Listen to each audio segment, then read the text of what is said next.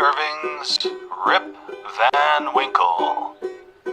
Narrated by old Ruben Hayseed. Featuring Hannah Four and This Is Signal. With music and ambient Frolicry by Ignore That Door. By Woden, God of Saxons, from whence comes Wednesday, that is Woden's Day. Truth is a thing that ever I will keep, unto thilk day in which I creep into my sepulchre. Cartwright. Introduction. The following tale was found among the papers of the late Diedrich Knickerbocker, an old gentleman of New York, who was very curious in the Dutch history of the province, and the manners of the descendants from its primitive settlers. His historical researches, however, did not lie so much among books as among men, for the former are lamentably scanty on his favorite topics, whereas he found the old burghers, and still more their wives, rich in that legendary lore so invaluable to true history. Whenever, therefore, he happened upon a genuine Dutch family, snugly shut up in its low-roofed farmhouse under a spreading sycamore, he looked upon it as a little clasped volume of black letter, and studied it with the zeal of a bookworm.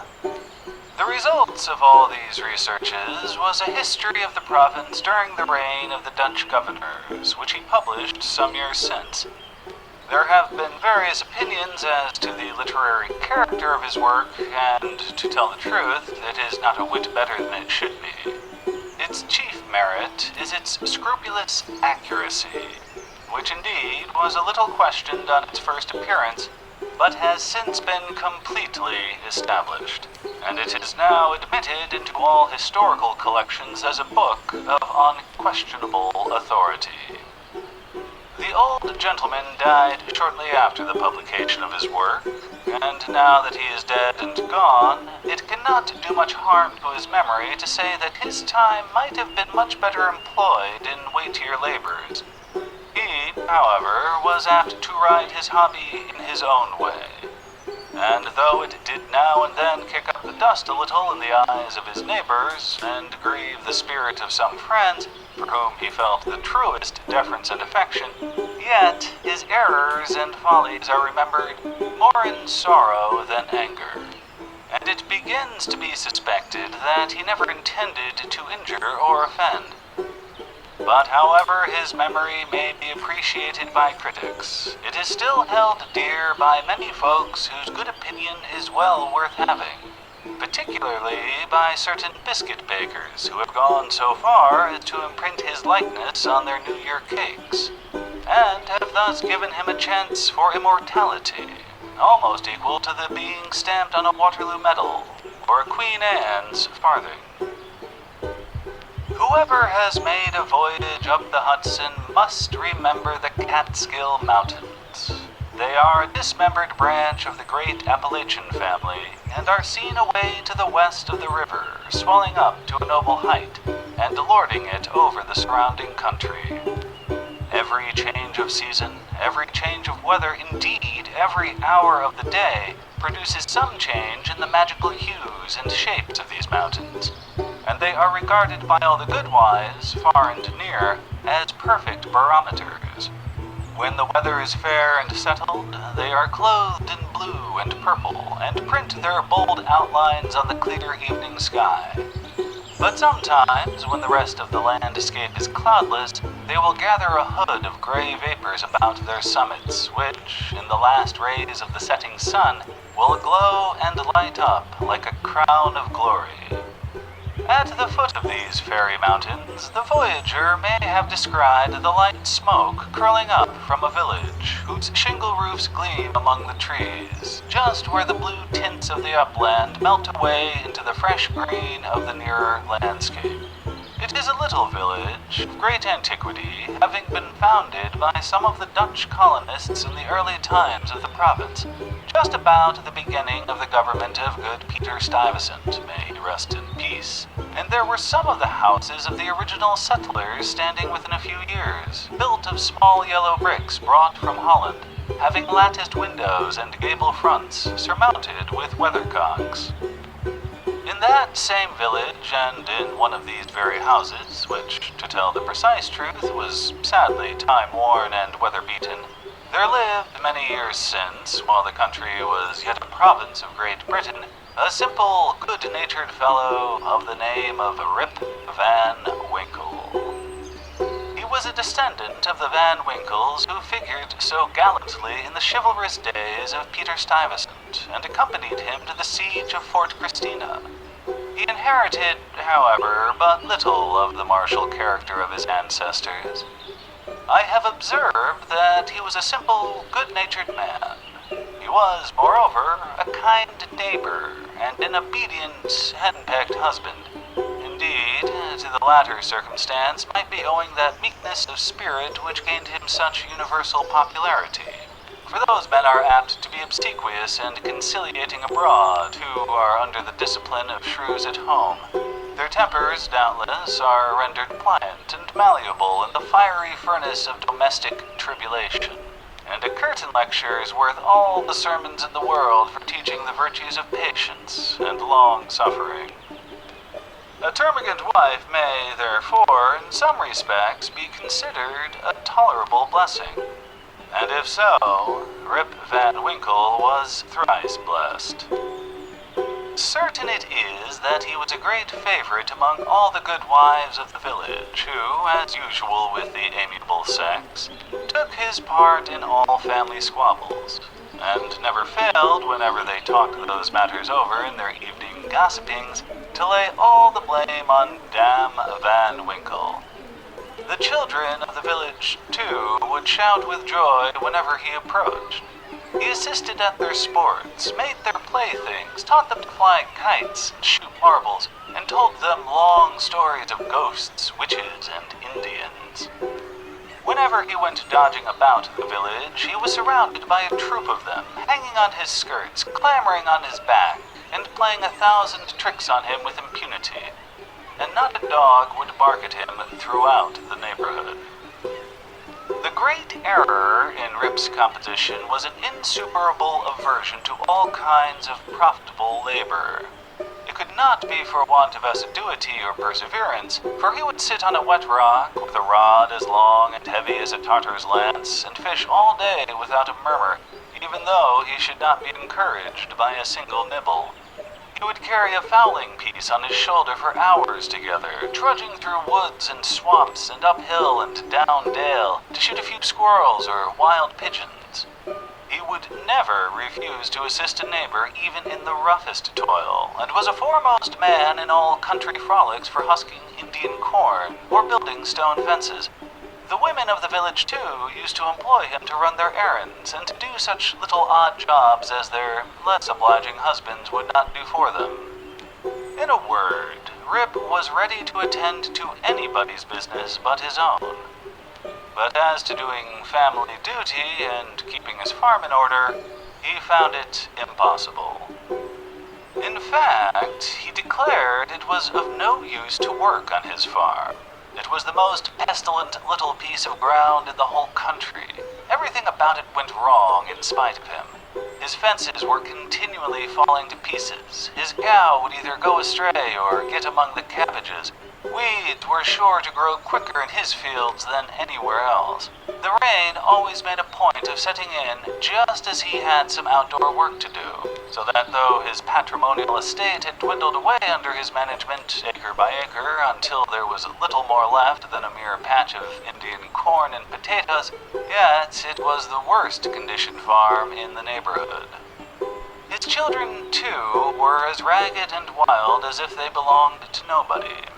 His son, Rip, an urchin begotten in his own likeness, promised to inherit the habits with the old clothes of his father. He was generally seen trooping like a colt at his mother's heels, equipped in a pair of his father's cast-off galligaskins, which he had much ado to hold up with one hand, as a fine lady does her train in bad weather. Rip Van Winkle, however, was one of those happy mortals of foolish, well-oiled dispositions who take the world easy, eat white bread or brown, whichever can be got with least thought or trouble, and would rather starve on a penny than work for a pound. If left to himself, he would have whistled life away in perfect contentment. But his wife kept continually dinning in his ears about his idleness, his carelessness, and the ruin he was bringing on his family. Morning, noon, and night, her tongue was incessantly going, and everything he said or did was sure to produce a torrent of household eloquence. Rip had but one way of replying to all lectures of the kind, and that, by frequent use, had grown into a habit. He shrugged his shoulders, shook his head, cast up his eyes, but said nothing. This, however, always provoked a fresh volley from his wife, so that he was fain to draw off his forces and take to the outside of the house, the only side which, in truth, belongs to a henpecked husband. Rip's sole domestic adherent was his dog, Wolf, who was as much henpecked as his master, for Dame Van Winkle regarded them as companions in idleness, and even looked upon Wolf with an evil eye as the cause of his master's going so often astray. True it is, in all points of spirit befitting an honorable dog, he was as courageous an animal as ever scoured the woods. But what courage can withstand the evil-doing and all-besetting terrors of a woman's tongue? The moment Wolf entered the house, his chest fell, his tail drooped to the ground or curled between his legs. He sneaked about with a gallows air, casting many a sidelong glance at Dame Van Winkle, and at the least flourish of a broomstick or ladle, he would fly to the door with yelping precipitation. Times grew worse and worse with Rip Van Winkle as years of matrimony rolled on. A tart temper never mellows with age, and a sharp tongue is the only edged tool that grows keener with constant use. For a long while, he used to console himself, when driven from home, by frequenting a kind of perpetual club of sages, philosophers, and other idle personages of the village, which held its session on a bench before a small inn, designated by a rubicund portrait of His Majesty George III. Here they used to sit in the shade through a long, lazy summer's day, talking listlessly over village gossip, or telling endless, sleepy stories about nothing. But it would have been worth any statesman's money to have heard the profound discussions that sometimes took place, when by chance an old newspaper fell into their hands from some passing traveler. How solemnly they would listen to the contents as drawled out by Derek Van Bummel, the schoolmaster, a dapper, learned little man, who was not to be daunted by the most gigantic word in the dictionary, and how sagely they would deliberate upon public events some months after they had taken place. The opinions of this junto were completely controlled by Nicholas Vedder, a patriarch of the village and landlord of the inn, at the door of which he took his seat from morning till night, just moving sufficiently to avoid the sun and keep in the shade of a large tree, so that the neighbors could tell the hour by his movements as accurately as by a sundial. It is true he was rarely heard to speak, but smoked his pipe incessantly. His adherents, however, for every great man has his adherents, perfectly understood him and knew how to gather his opinions. When anything that was read or related displeased him, he was observed to smoke his pipe vehemently, and to send forth short, frequent, and angry puffs. But, when pleased, he would inhale the smoke slowly and tranquilly, and emit it in light and placid clouds, and sometimes, taking the pipe from his mouth and letting the fragrant vapor curl about his nose, would gravely nod his head in token of perfect approbation. From even this stronghold, the unlucky Rip was at length routed by his termagant wife, who would suddenly break in upon the tranquility of the assemblage and call the members all to naught. Nor was that august personage, Nicholas Vedder himself, sacred from the daring tongue of this terrible virago, who charged him outright with encouraging her husband in habits of idleness. Poor Rip was at last reduced almost to despair, and his only alternative to escape from the labor of the farm and clamor of his wife was to take gun in hand and stroll away into the woods. Here he would sometimes seat himself at the foot of a tree and share the contents of his wallet with Wolf, with whom he sympathized as a fellow sufferer in persecution. "Poor Wolf," he would say, "thy mistress leads thee a dog's life of it, but never mind, my lad. Whilst I live, thou shalt never want a friend to stand by thee." Wolf would wag his tail, look wistfully in his master's face, and if dogs can feel pity, I verily believe he reciprocated the sentiment with all his heart. In a long ramble of the kind on a fine autumnal day, Rip had unconsciously scrambled to one of the highest parts of the Catskill Mountains. He was after his favorite sport of squirrel shooting, and the still solitudes had echoed and re-echoed with the reports of his gun. Panting and fatigued, he threw himself, late in the afternoon, on a green knoll covered with mountain herbage that crowned the brow of a precipice. From an opening between the trees, he could overlook all the lower country for many a mile of rich woodland.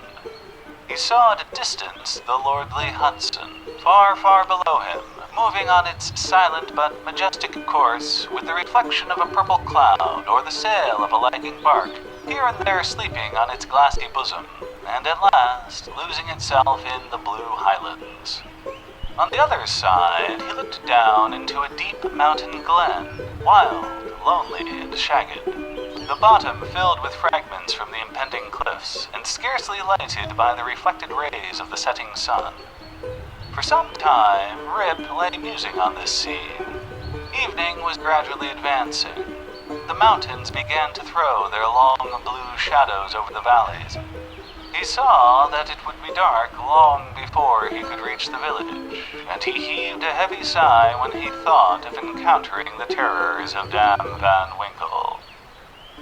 As he was about to descend, he heard a voice from a distance hallooing, "Rip Van Winkle! Rip Van Winkle!" He looked round, but could see nothing but a crow winging its solitary flight across the mountain. He thought his fancy must have deceived him, and turned again to descend when he heard the same cry ring through the still evening air, "Rip Van Winkle! Rip Van Winkle!" At the same time, Wolf bristled up its back, and giving a low growl, skulked to his master's side, looking fearfully down into the glen. Rip now felt a vague apprehension stealing over him. He looked anxiously in the same direction, and perceived a strange figure slowly toiling up the rocks, and bending under the weight of something he carried on his back. He was surprised to see any human being in this lonely and unfrequented place, but supposing it had to be someone of the neighborhood in need of assistance, he hastened down to yield it.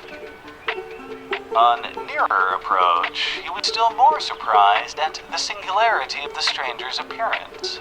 He was a short, square-built old fellow, with thick bushy hair and a grizzled beard. His dress was of the antique Dutch fashion, a cloth jerkin strapped round the waist, several pair of breeches, the outer one of ample volume, decorated with rows of buttons down the sides and bunches at the knees. He bore on his shoulder a stout keg that seemed full of liquor, and made signs for Rip to approach and assist him with the load. Though rather shy and distrustful of his new acquaintance, Rip complied with his usual alacrity, and mutually relieving one another, they clambered up a narrow gully, apparently the dry bed of a mountain torrent. As they ascended, Rip every now and then heard long, rolling peals, like distant thunder, that seemed to issue out of a deep ravine, or rather cleft, between lofty rocks, toward which their ragged path conducted. He paused for an instant, but supposing it to be the muttering of one of those transient thunder showers which often take place in mountain heights, he proceeded. Passing through the ravine, they came to a hollow, like a small amphitheater, surrounded by perpendicular precipices, over the brinks of which impending trees shot their branches, so that you only caught glimpses of the azure sky and the bright evening cloud. During the whole time, Rip and his companion had labored on in silence, for though the former marveled greatly what could be the object of carrying a keg of liquor up this wild mountain, yet there was something strange and incomprehensible about the unknown that inspired awe and checked familiarity. On entering the amphitheater, new objects of wonder presented themselves. On a level spot in the center was a company of odd-looking personages playing at ninepins. They were dressed in a quaint, outlandish fashion. Some wore short doublets, others jerkins with long knives in their belts, and most of them had enormous breeches, of similar style with that of the guides. Their visages, too, were peculiar. One had a large beard, broad face, and small pinkish eyes. The face of another seemed to consist entirely of nose, and was surmounted by a white sugarloaf hat set off with a little red cock's tail. They all had beards of various shapes and colors. There was one who seemed to be the commander. He was a stout old gentleman with a weather-beaten countenance. He wore a laced doublet, broad-belted hanger, high-crowned hat and feather, red stockings, and high-heeled shoes with roses in them.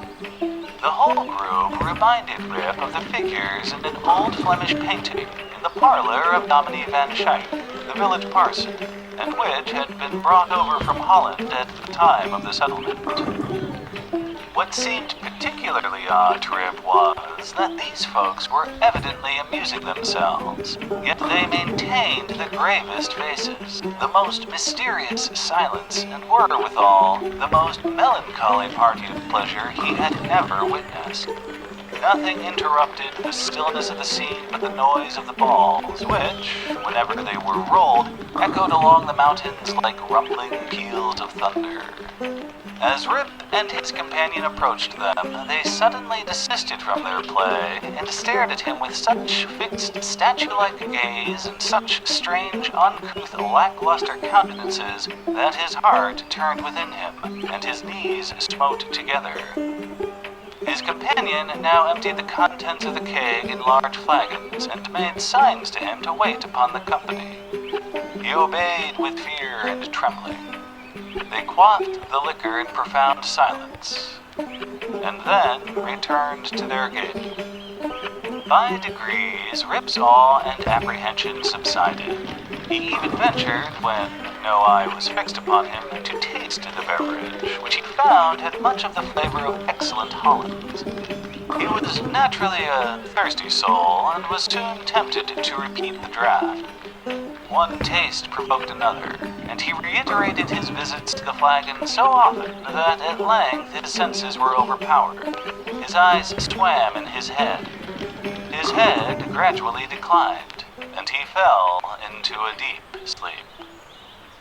On waking, he found himself on the green knoll whence he had first seen the old man of the glen.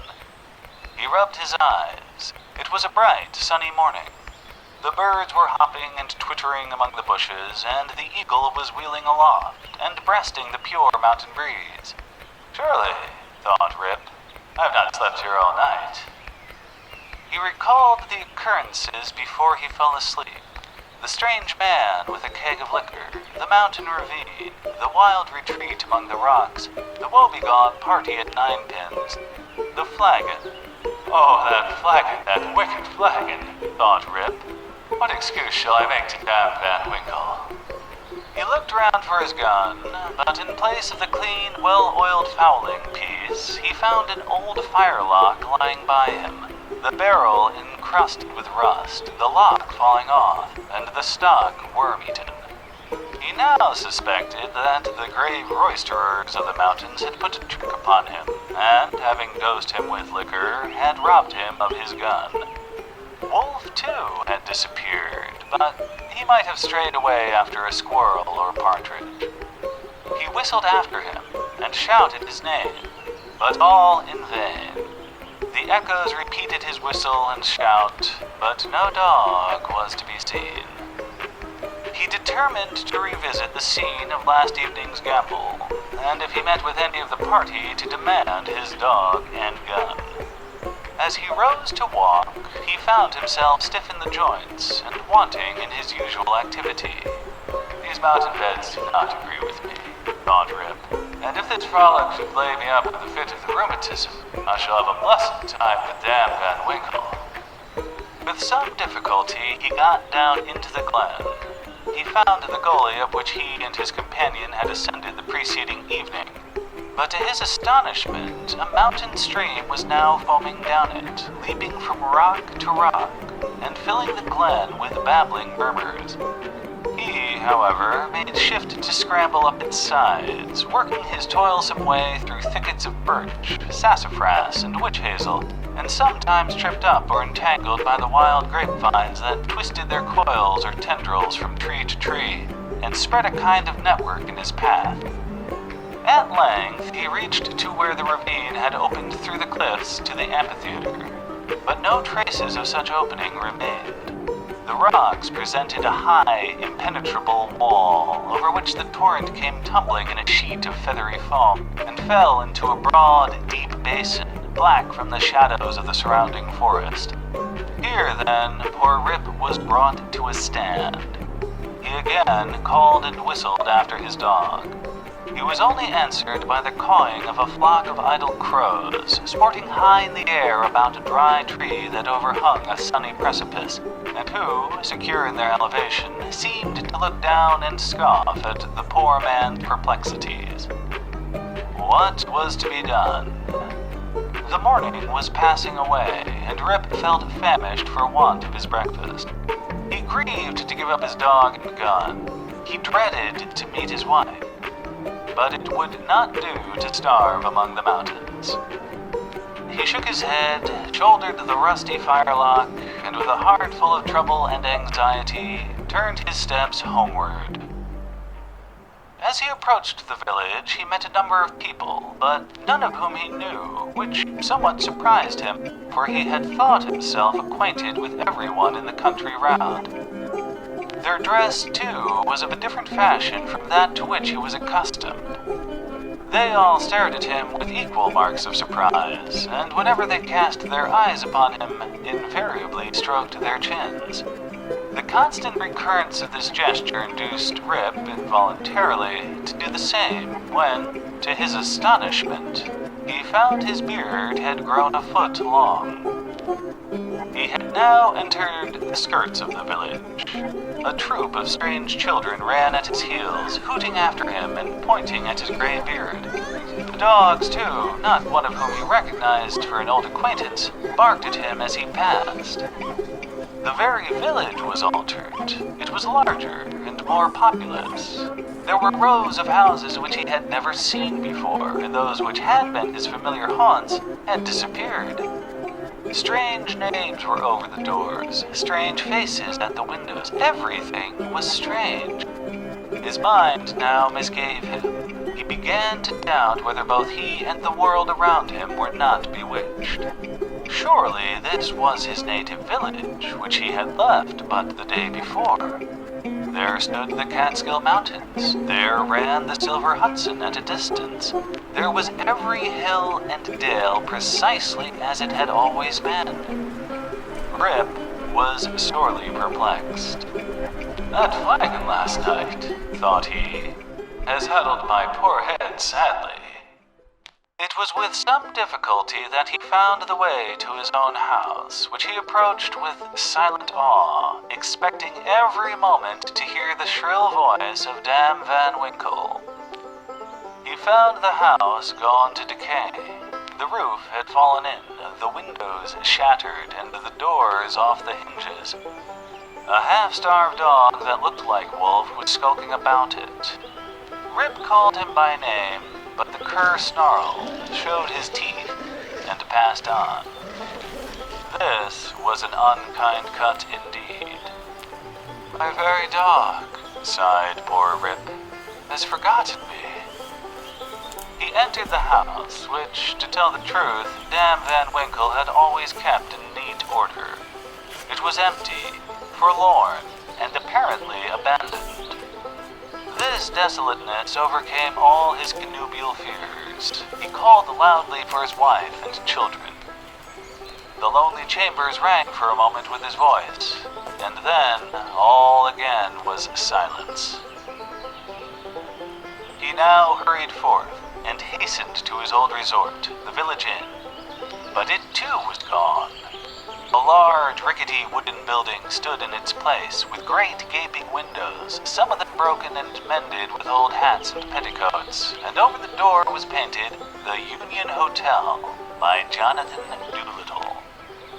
Instead of the great tree that used to shelter the quiet little dungeon of yore, there now was reared a tall, naked pole, with something on the top that looked like a red nightcap, and from it was fluttering a flag, on which was a singular assemblage of stars and stripes. All this was strange and incomprehensible. He recognized on the sign, however, the ruby face of King George, under which he had smoked so many a peaceful pipe, but even this was singularly metamorphosed. The red coat was changed for one of blue and buff. A sword was held in the hand instead of a scepter. The head was decorated with a cocked hat, and underneath was painted in large characters, "General Washington." There was, as usual, a crowd of folk about the door, but none that Rip recollected. The very character of the people seemed changed. There was a busy, bustling, disputatious tone about it, instead of the accustomed phlegm and drowsy tranquility. He looked in vain for the sage Nicholas Vedder, with his broad face, double chin, and fair long pipe, uttering clouds of tobacco smoke instead of idle speeches, or Van Bummel, the schoolmaster, doling forth the contents of an ancient newspaper. In place of these, a lean, bilious-looking fellow, with his pockets full of handbills, was haranguing vehemently about rights of citizens, election, members of Congress, liberty, Bunker's Hill, heroes of '76, and other words which were a perfect Babylonish jargon to the bewildered Van Winkle. The appearance of Rip, with his long grizzled beard, his rusty fowling piece, his uncouth dress, and an army of women and children at his heels, soon attracted the attention of the tavern politicians. They crowded round him, eyeing him from head to foot with great curiosity. The orator bustled up to him, and, drawing him partly aside, inquired on which side he voted. Rip stared in vacant stupidity. Another short but busy little fellow pulled him by the arm and, rising on tiptoe, inquired in his ear whether he was Federal or Democrat. Rip was equally at a loss to comprehend the question. When a knowing, self-important old gentleman in a sharp-cocked hat made his way through the crowd, putting them to the right and left with his elbows as he passed, and planting himself before Van Winkle with one arm akimbo, the other resting on his cane, his keen eyes and sharp hat penetrating, as it were, into his very soul, demanded in an austere tone what brought him to the election with a gun on his shoulder and a mob at his heels, and whether he meant to breed a riot in the village. "Alas, gentlemen," cried Rip, somewhat dismayed, "I am a poor, quiet man, a native of this place, and a loyal subject of the king, God bless him." Here a general shout burst from the bystanders. "A Tory! A Tory! A spy! A refugee! Hustle him! Away with him!" It was with great difficulty that the self-important man in the cocked hat restored order, and, having assumed a tenfold austerity of brow, demanded again of the unknown culprit what he came there for, and whom he was seeking. The poor man humbly assured him that he meant no harm, but merely came there in search of some of his neighbors who used to keep about the tavern. "Well, who are they? Name them." Rip bethought himself a moment and inquired, "Where's Nicholas Vedder?"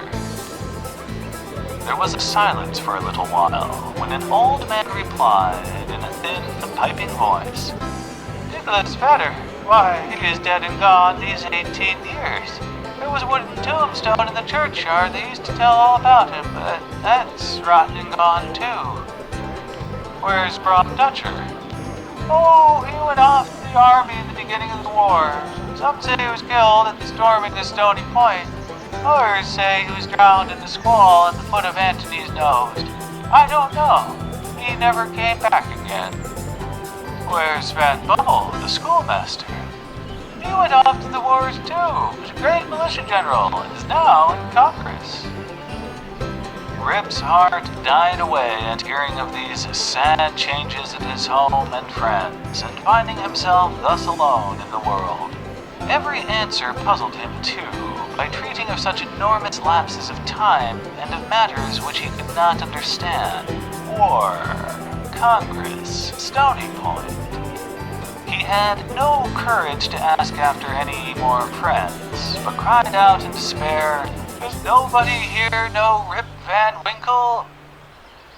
"Oh, Rip Van Winkle!" exclaimed 2 or 3. "Oh, to be sure, that's Rip Van Winkle yonder, leaning against the tree."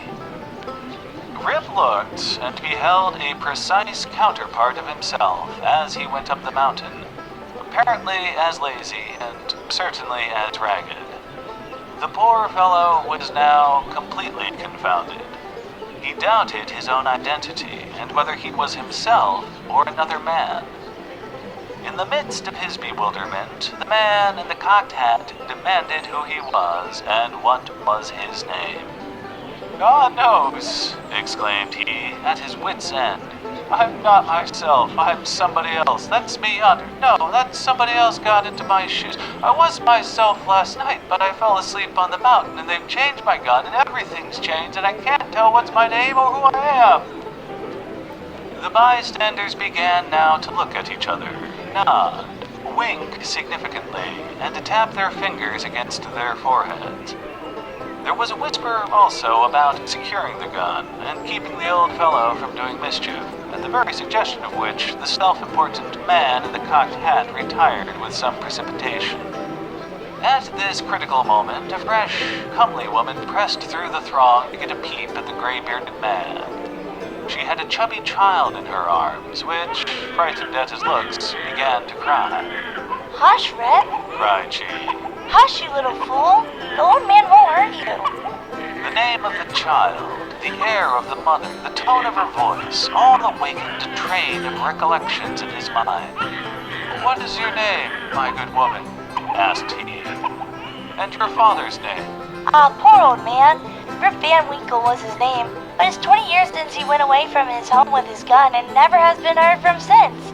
His dog came home without him, but whether he shot himself or was carried away by the Indians, nobody can tell. I was then but a little girl." Rip had but one question more to ask, but he put it with a faltering voice. "Where's your mother?" Oh, she too had died, but a short time since. She broke a blood vessel in a fit of passion at a New England peddler. There was a drop of comfort, at least, in this intelligence. The honest man could contain himself no longer. He caught his daughter and her child in his arms. "I am your father!" cried he. "Young Rip Van Winkle once, old Rip Van Winkle now. Does nobody know? Poor Rip Van Winkle." All stood amazed until an old woman, tottering out from the crowd, put her hand to her brow and peering under it in his face for a moment exclaimed, "Sure enough, it is Rip Van Winkle. It is himself. Welcome home again, old neighbor. Why, where have you been these 20 long years?" Rip's story was soon told. For the whole 20 years it seemed to him as but one night.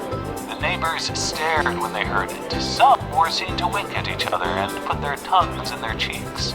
And the self-important man in the cocked hat, who, when the alarm was over, had returned to the field, screwed down the corners of his mouth and shook his head, upon which there was a general shaking of the head throughout the assemblage.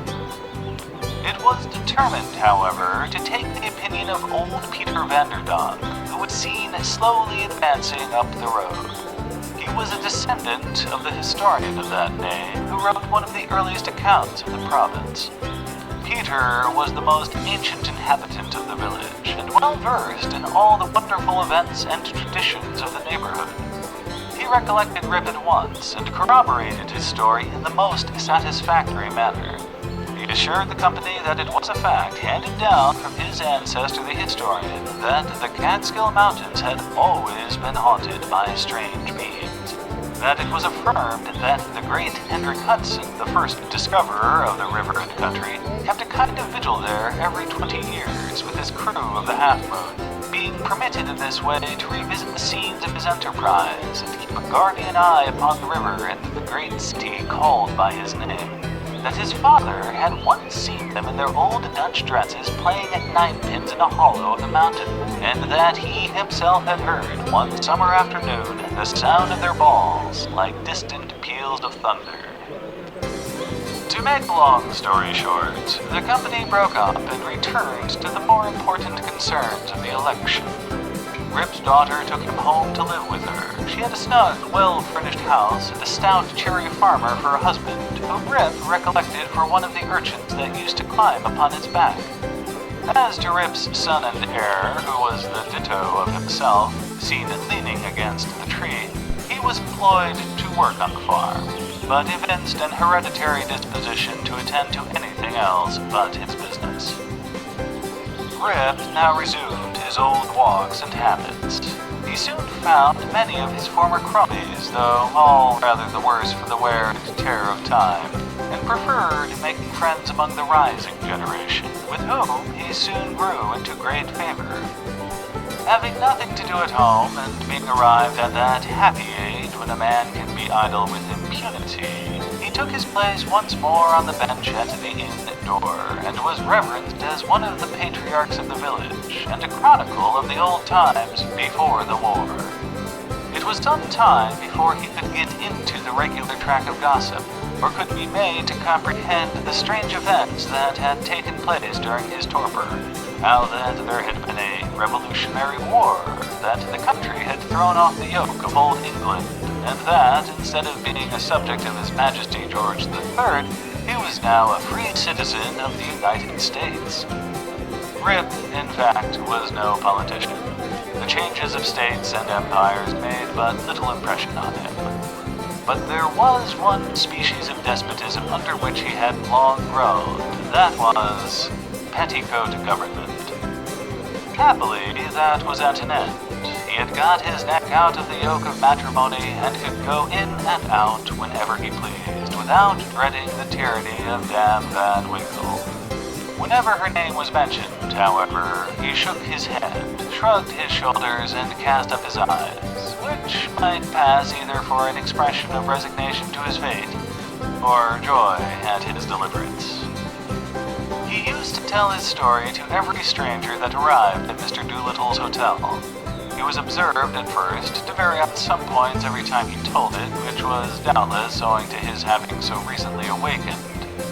It at last settled down precisely to the tale I have related, and not a man, woman, or child in the neighborhood but knew it by heart. Some always pretended to doubt the reality of it, and insisted that Rip had been out of his head, and that this was one point on which he always remained flighty.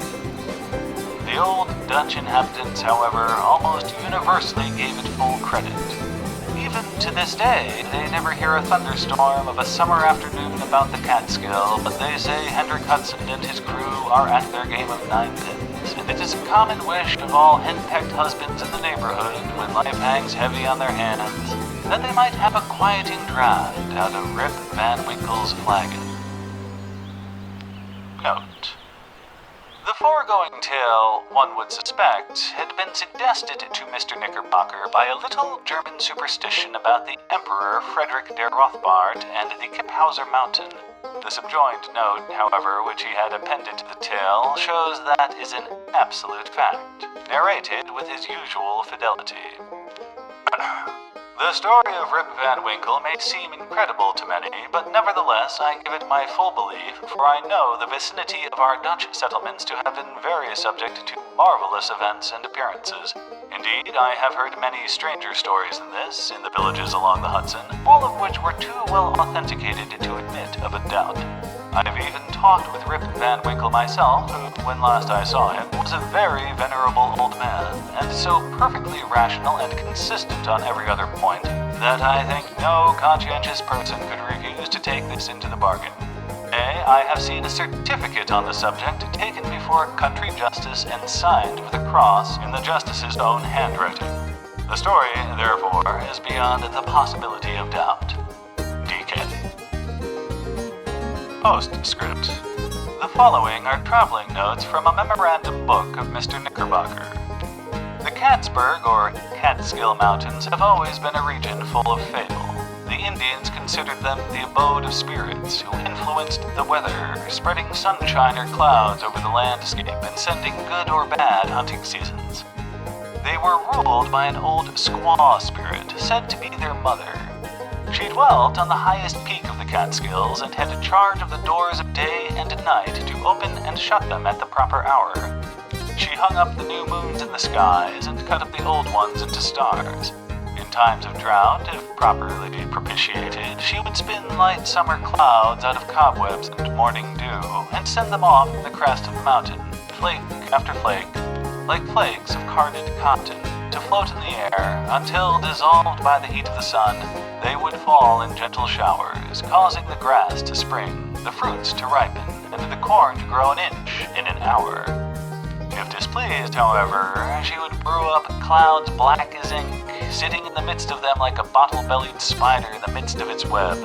And when these clouds broke, woe betide the valleys. When these clouds broke, woe betide the valleys. In old times, say the Indian traditions, there was a kind of Manitou, or spirit, who kept about the wildest recesses of the Catskill Mountains, and took a mischievous pleasure in wreaking all kinds of evils and vexations upon the red men. Sometimes he would assume the form of a bear, a panther, or a deer, lead the bewildered hunter a weary chase through tangled forests and among ragged rocks, and then spring off with a loud ho-ho, leaving him aghast on the brink of a beetling precipice or raging torrent. The favorite abode of this Manitou is still shown.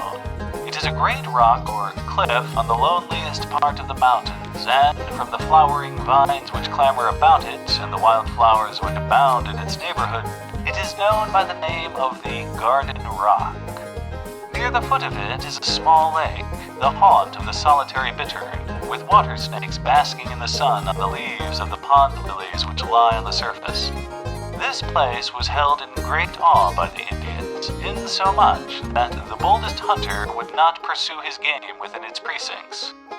Once upon a time, however, a hunter who had lost his way penetrated to the Garden Rock, where he beheld a number of gourds placed in the crotches of trees. One of these he seized and made off with it, but in the hurry of his retreat he let it fall among the rocks, when a great stream gushed forth, which washed him away and swept him down precipices, where he was dashed to pieces, and the stream made its way to the Hudson, and continues to flow to the present day, being the identical stream known by the name of the Catterskill.